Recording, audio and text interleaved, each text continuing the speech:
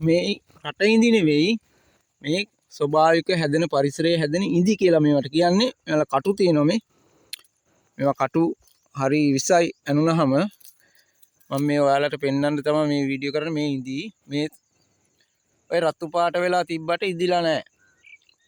ඔය දැන් පැහිලා මෝරලා තියෙන්නේ. ඔක ඉදුනහම කළු වෙනවා. මම ඉදිරියේදී පෙන්නලා දෙන්නම් එහෙම.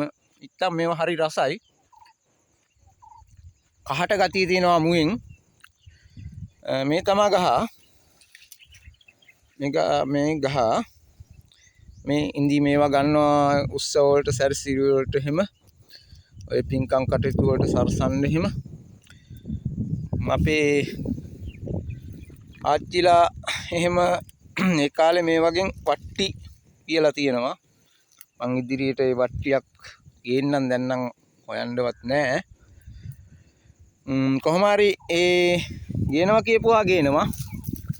ඒ වගේම ඉදිච්චි කජු පෙන්නුවා මං ඔයාලට. මේ තියෙන ඉඳි මම බලා ගන්නකො. මං ටිකක් ලං කරලා පෙන්නන්නම් ඔයාලට. මේ තියෙන ඉඳි මේක හරි රසයි.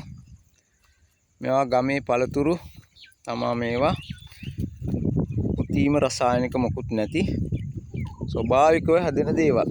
ජලාශය අපි වතුර කියන දේවල් අපි අතින් දාලා නෙමෙයි.